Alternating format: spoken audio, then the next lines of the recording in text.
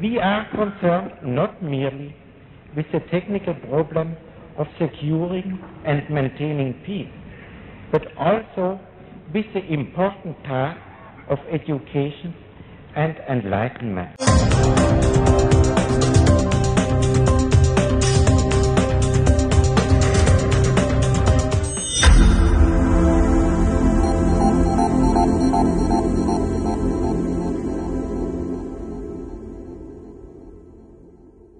Fascinating. Now let's get to the radios, and the next one I want to do maybe in next week or something is start to go through. I think you've had some of these groups, Zoom meetings where people all have their radios, but yeah. Let's get into the radio thing. So for the people who don't know what we're going to be talking about here, describe how you got involved with this and what basically we're talking. It's called a CE5.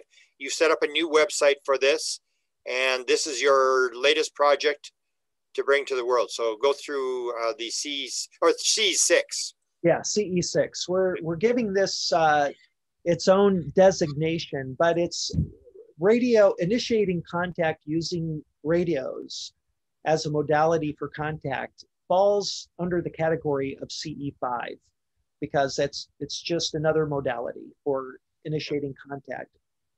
What we're attempting to do is use this as one of, as a very powerful mode of contact to initiate a synchronized global contact initiative.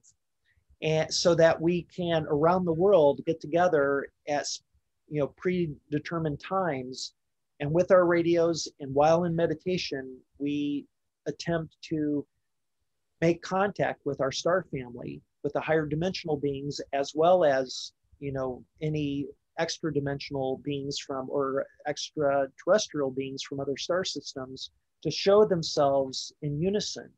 We just need to give them the permission slip, because I believe, and I've been told this, that the reason they are so aloof is because we're not ready. Psychologically, we're not ready for the reality that we are not alone. And not only are we not alone in the universe, they are right here, and that they've been here since the dawn of man and earlier, and that they've had a hand in our creation. And that's a big pill to swallow. That's a very difficult reality to accept for many people, especially those with a strong religious identity.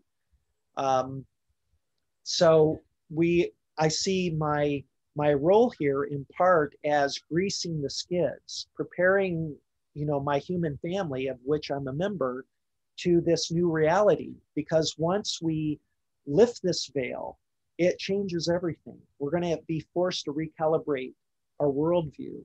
And I see that as necessary and as an answer to this question about our own existential threat to ourselves. I think that our threat to ourselves is in part, and largely in part, to this glass, or this box we've created of reality that we live in, that we are the only living beings in the universe, and that we are at the apex of intelligence in the universe, which is completely wrong.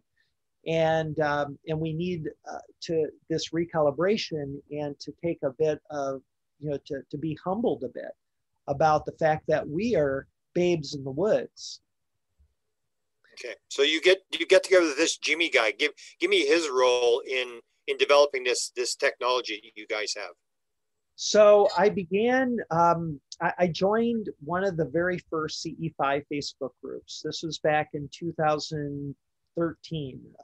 One of the people who was at the Borrego Springs retreat with me was a man named Peter Chan.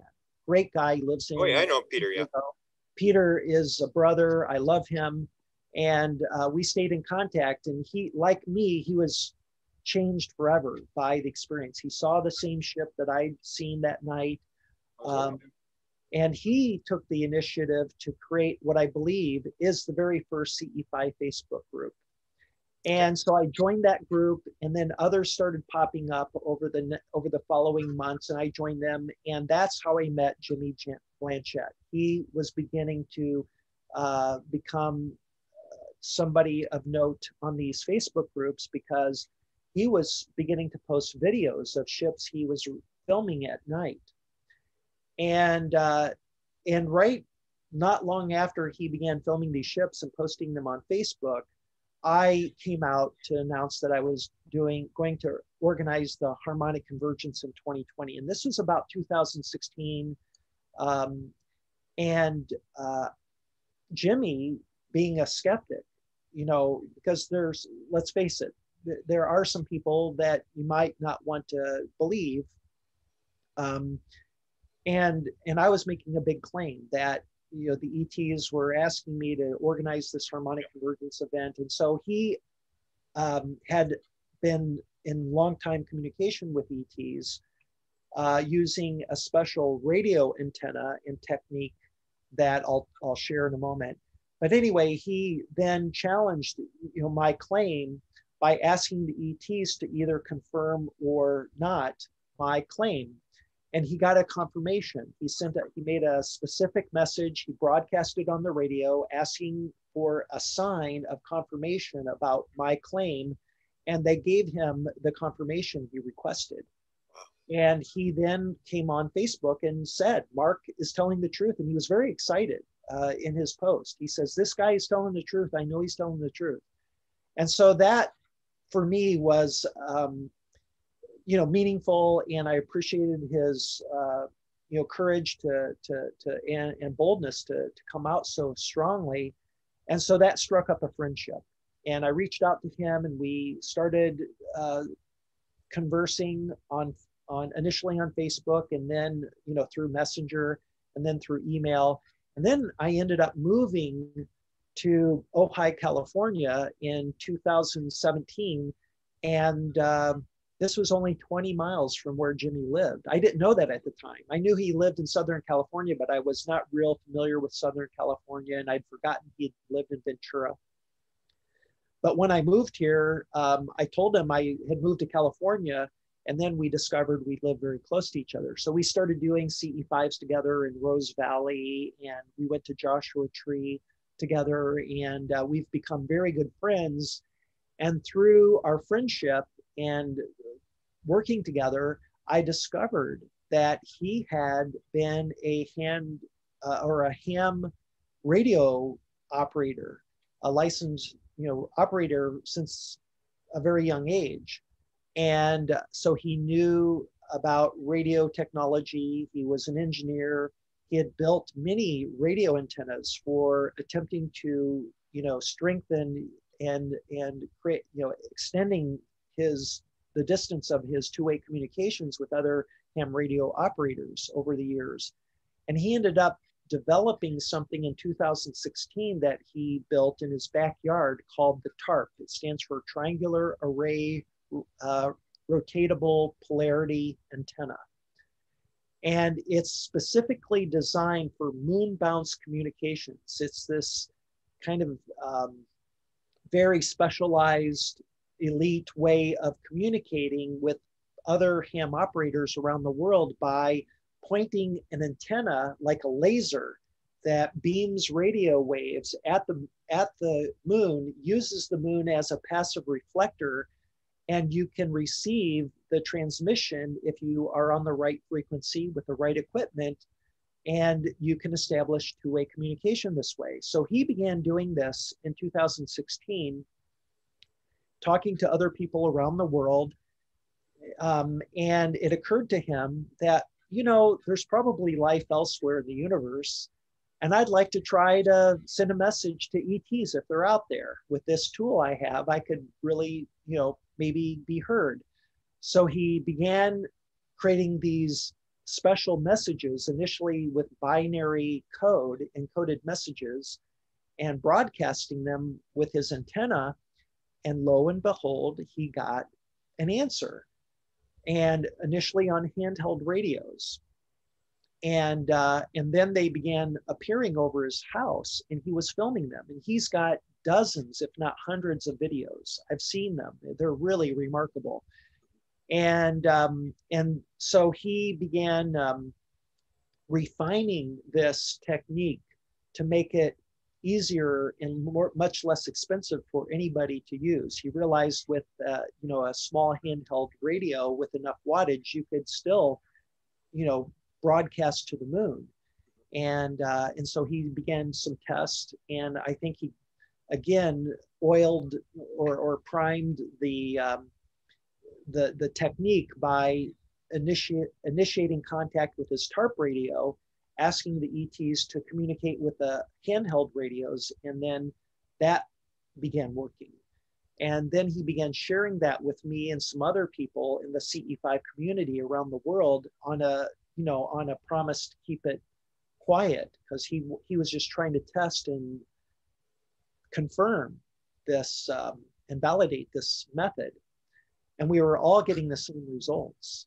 So that's how we got into it. And by August or September, I was heavily involved in doing these experiments and filming them and trying to think of new experiments to further investigate this phenomenon.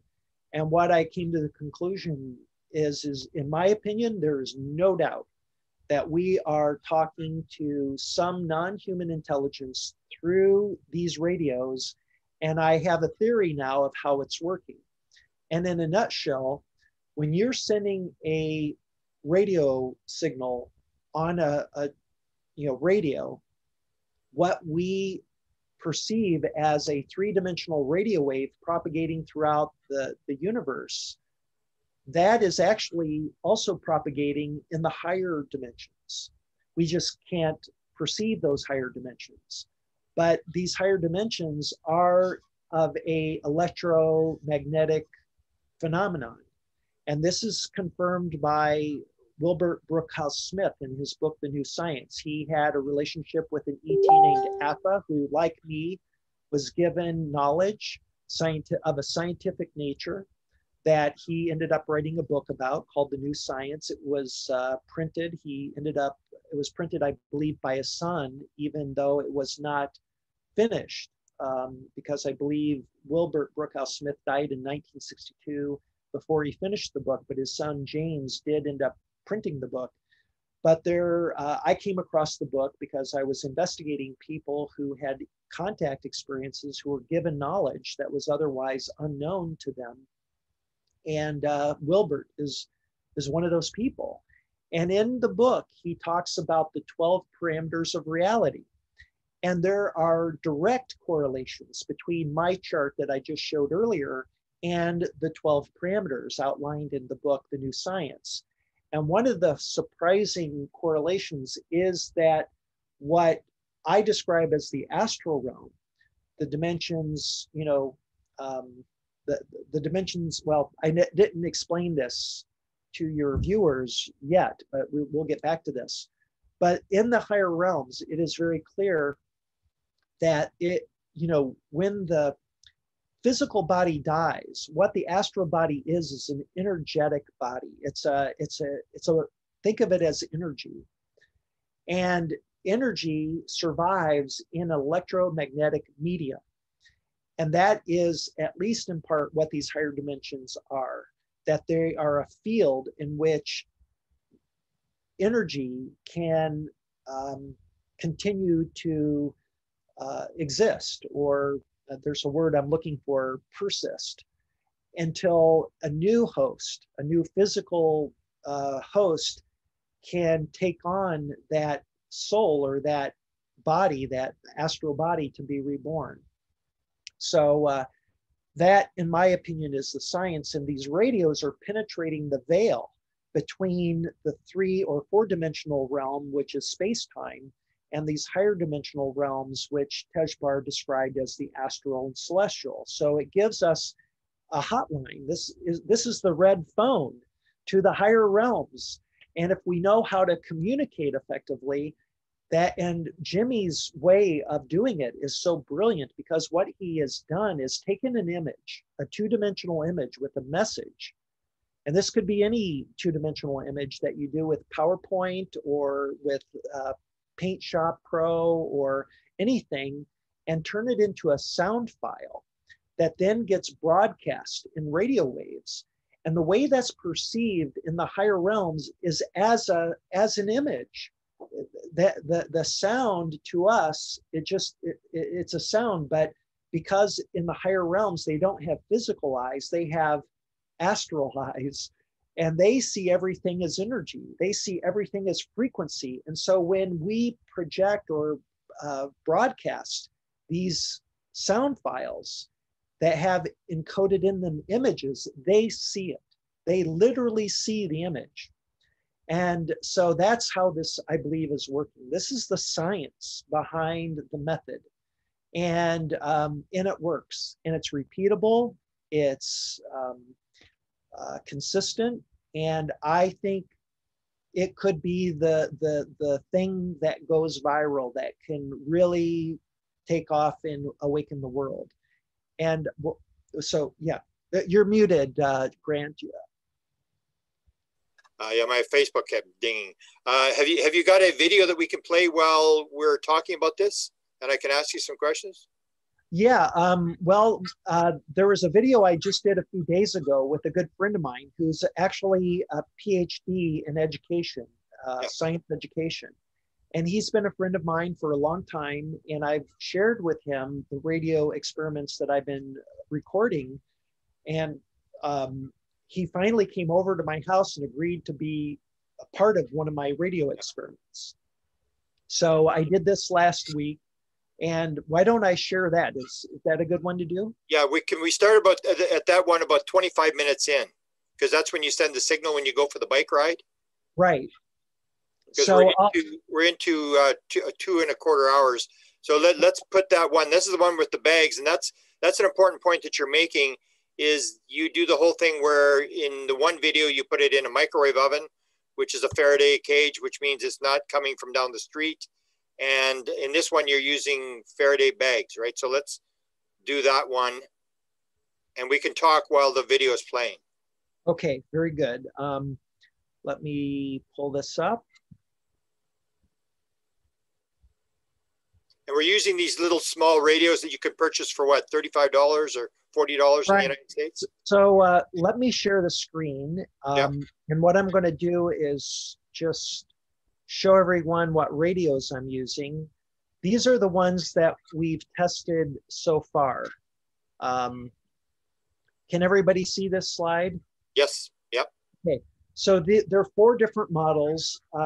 The 3 on the left are made by the same manufacturer, but they're different power outputs and different price points.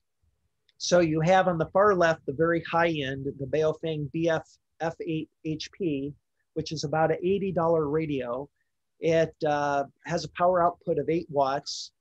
And just until about a month ago, it was the only 8-watt radio you could buy. They have now just come out with the red model that you see there. It's a lot less expensive. It's half the cost. They're sold out right now. And it's almost exactly the same as the left or black model, except it has a smaller frequency range. You can see in the frequency range, it goes from 400 to 480 hertz, while the F8 HP goes to up to 520. For our purposes, there's no reason we need to go above 480 hertz. So I recommend that everybody get this if they can get it. They're sold out right now. But the next model is the UV-5R Plus. It's a 5-watt model. It has the same frequency range as the S9, and it's a little bit less. And then if you're in Canada, like you are, Grant, you can't get these Baofengs. They're illegal because they are broadcast. Technically, you're supposed to have a license to be able to use these if you're using them outside of a very specific small frequency range that this Motorola is limited to. So the Motorola on the right is the T100. It's actually, it's not 2 watts, it's a half a watt. It may be like a quarter of a watt. It's and it only broadcasts in what's called the family radio service range between 462 and 467 megahertz. And that's reserved for commercial, or rather residential or private use. You don't need a license, operator's license to operate the radios. These are standard walkie-talkies that kids use or families use. While the Baofangs are, really like a ham operator's handheld radio. You can literally talk on the ham radio frequencies with these radios, and for that reason, they're illegal in Canada, and but they're still available in the U.S. Now, if you're going to do Zoom broadcasts, everybody has to be on the same channel. Will the Canadians be on the same channel as everybody else in the world if they're using the Motorola? Well, if they're using the Motorola, you have 22 different channels that you can select from. And here they are. I'll put this slide up.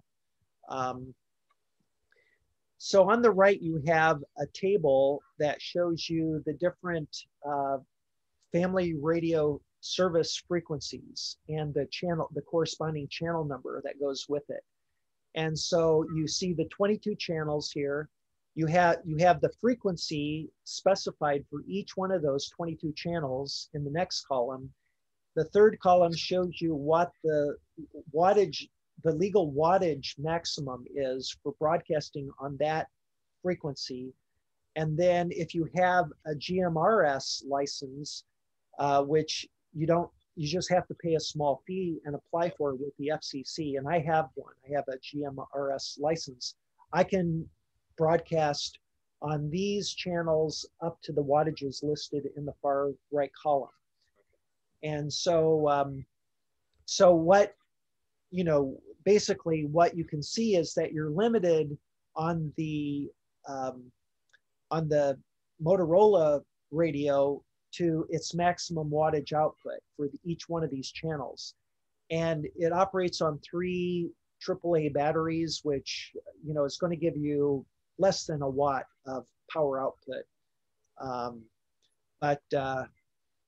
And it's going to limit you. It's going to actually reduce the power if you go, like, for instance, from channel 7 to channel 9. The radio will configure itself so it will only output the signal at the maximum wattage allowed. So you stay legal. Okay. Okay, so so that's the radios. And now what I'll do is show you this video. Let me bring this up now. So this is my friend Marcus Erickson. Marcus, as I mentioned, is a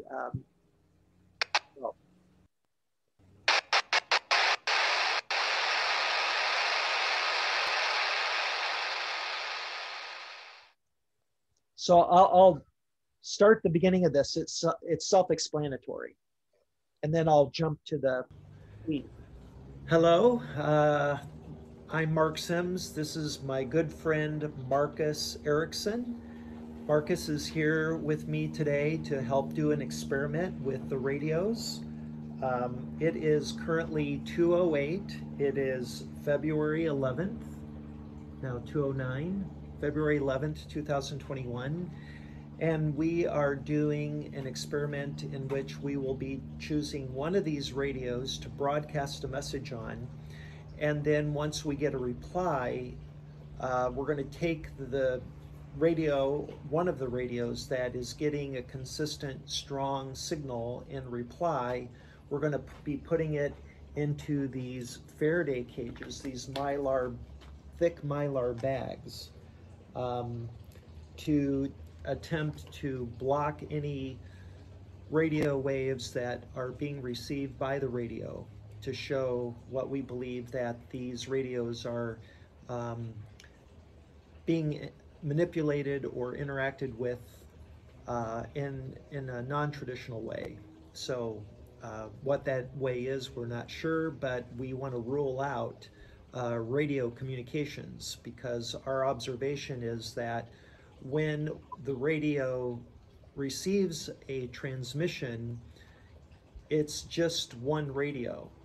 where you have all these radios on the same frequency. They should all be There receiving. should be all of them. Yeah, all of them should be receiving the transmission simultaneously, but that's not been our experience. Okay. These radios are so that's the introduction. Now I'm going to jump to a part of the broadcast where we broadcast the message. So that's here.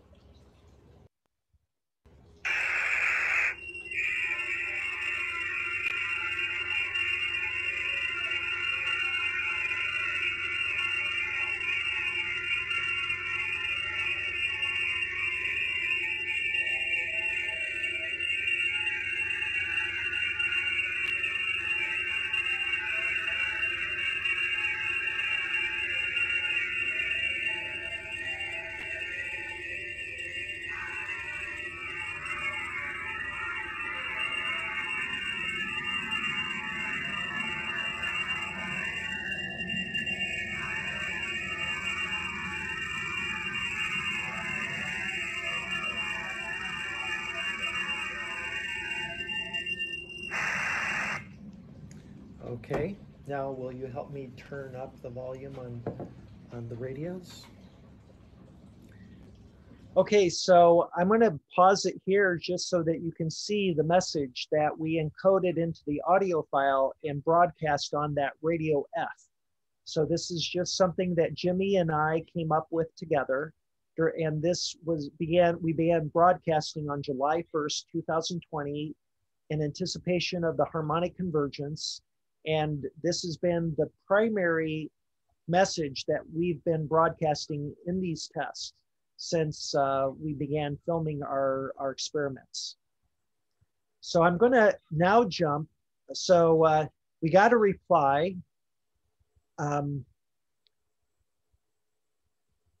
got our first reply, possibly others too. All right. Oh, we just got a chirp. Which one was that? Oh, it was F.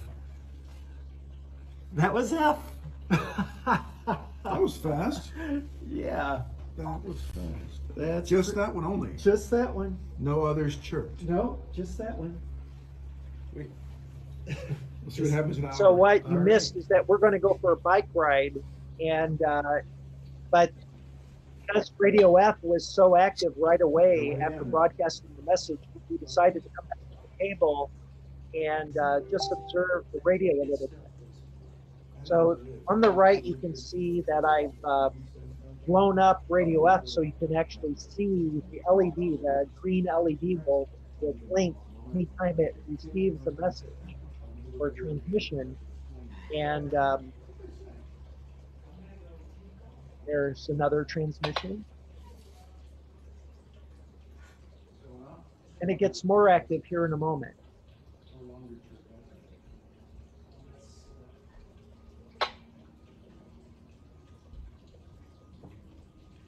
And that is F.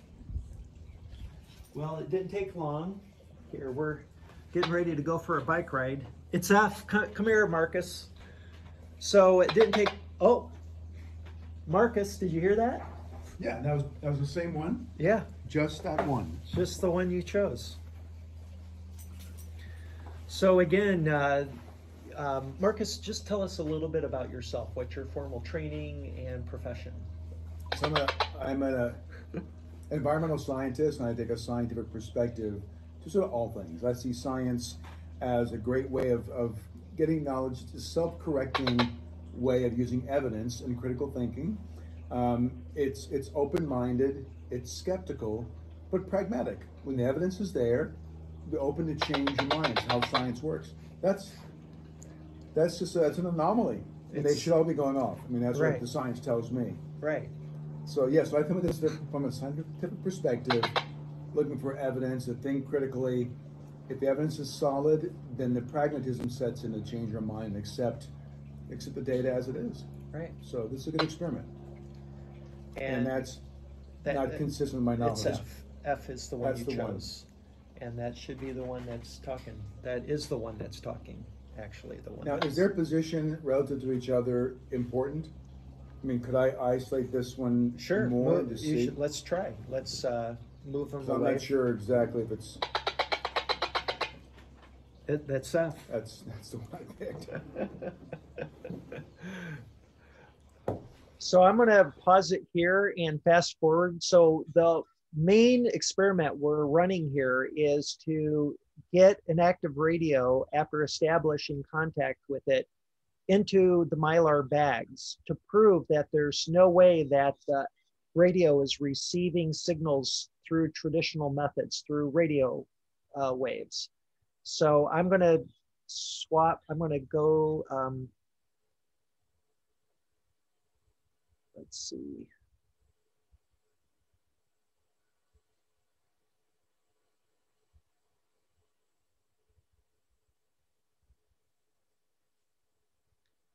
Okay, right here.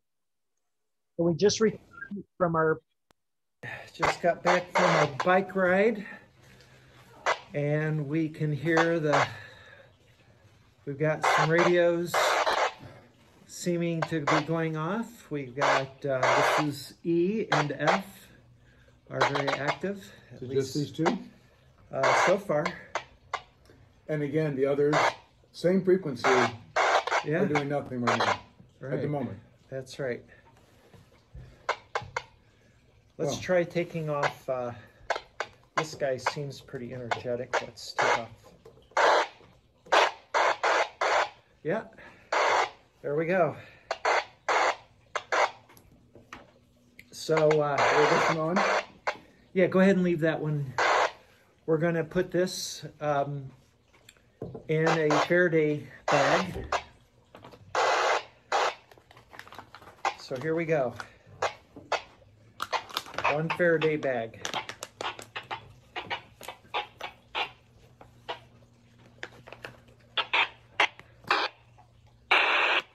All right. It's still going off. Let's do another Faraday bag.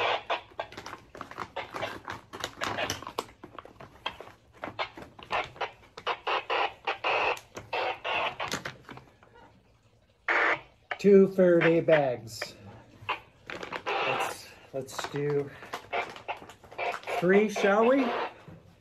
Sure, you hold All that. right. This is actually quite helpful.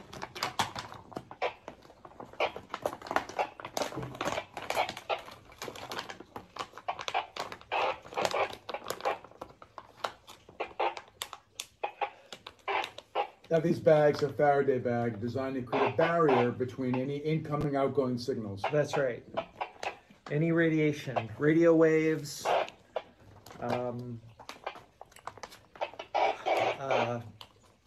especially radio waves in the ultra and very high frequency range. Okay, so this will be the 4th bag, right?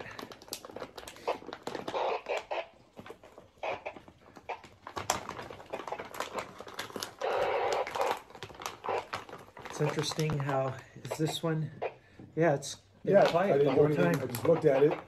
It and was it's, going off. It's quiet. So this is 4 bags, right? Yes. I mean, these Faraday bags, I mean, one should do the trick.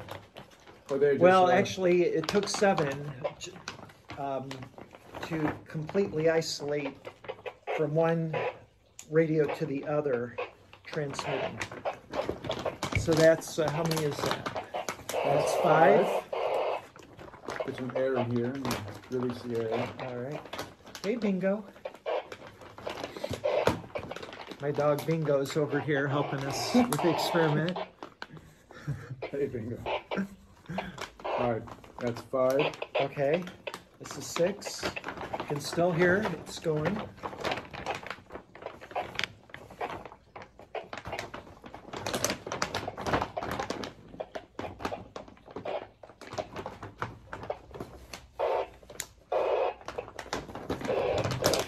That's with no antenna. And that's how many bags? 6? That's 6. 6 bags, and this is number 7.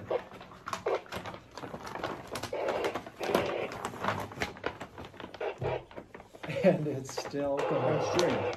That, my friends, is compelling evidence. That is really compelling.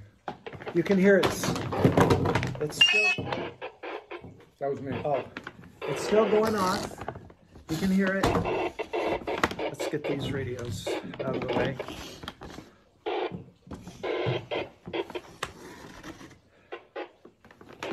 And Marcus can attest, it's in there with 7 bags. That's sealed. 7 Faraday bags, and the radio's still chirping away. Yeah.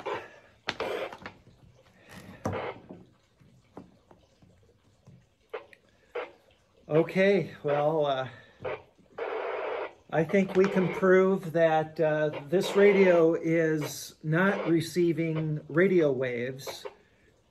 It's being interacted with in some mysterious way yet to be determined. And we'll have to figure out other experiments to... Something else going on. Yeah, figure out what's going on here. All right. Really cool, Mark. Yeah, that's Really pretty amazing special. stuff. And just to prove here, let's try to broadcast. Oh, wait a minute. Oh, that's probably one of these guys. Let's turn these guys off. And that's,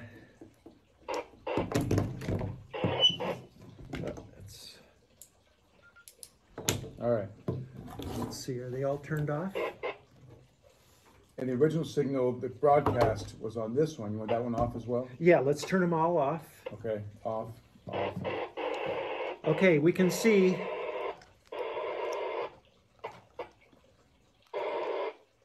Well,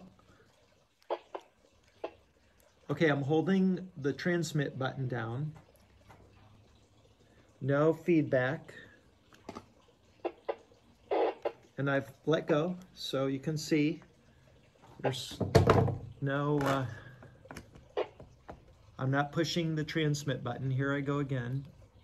I'm holding it down now, releasing it, holding it down. You can see the red LED that comes on when there's transmission going on. So there's nothing being received on this radio. I'm not getting feedback, you know, which is what I should be getting if I was transmitting and this radio was receiving. And if we take out, now if we take this out, we've got 6 bags. Now I could actually get this to feed back with 6. There we go. There you can hear that. So this is a 8-watt radio, and because I'm right next to it, it will go through the Faraday bag, but with 7, it does not. All right. I think we can conclude that this test was, and you can try this at home too. I'll post in the comments all the materials that were used to conduct this experiment. We welcome you to share with us any of your videos trying to recreate the conditions and the results of our experiment, and we'll post them on our website. All right. Have a good day. All right. Beautiful. And I'm going to put in the chat the link to that video so anybody can watch it. Okay, we'll post that. Couple last questions, and then maybe we can do a follow-up next week after when you've done some of these new experiments. You and I can sort of sit down maybe once a week or every 2 weeks and go through the development here. You had the one video where you actually had, I think it was Jimmy got the one signal off the radio and slowed it down and put it back through, and you got a message. Can you talk about that? Yeah, let's play that video. So like you said, Grant, there was, we've done these experiments many times. We've recorded the transmissions, but very little time has been spent trying to discover if there's some encoded message in these messages. And the reason for that is just because it takes a lot of time And we want to automate the process of analyzing all the audio files to see if there are certain patterns or certain encoded messages. And we feel that the best way to do that in the most efficient way would be with automated software, pattern recognition software, and so forth. So we want to do that, and we will do that. We're hoping maybe to recruit some people to help us do that. So let me go to my documents here and find the video.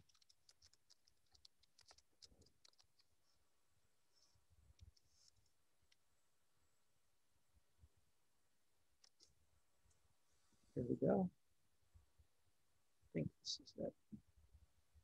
Nope, that's not it.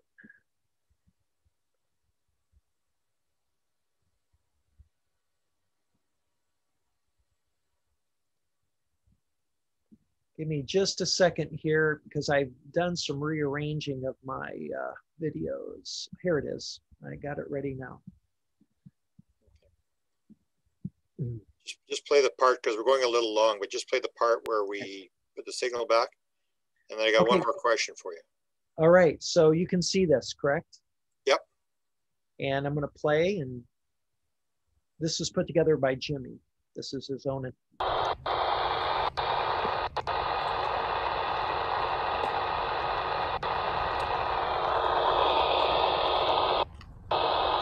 So this is their signal to you. Excellent. You can see there are other radios right next. There's a radio that's but they're stuck with the same system, but they're getting.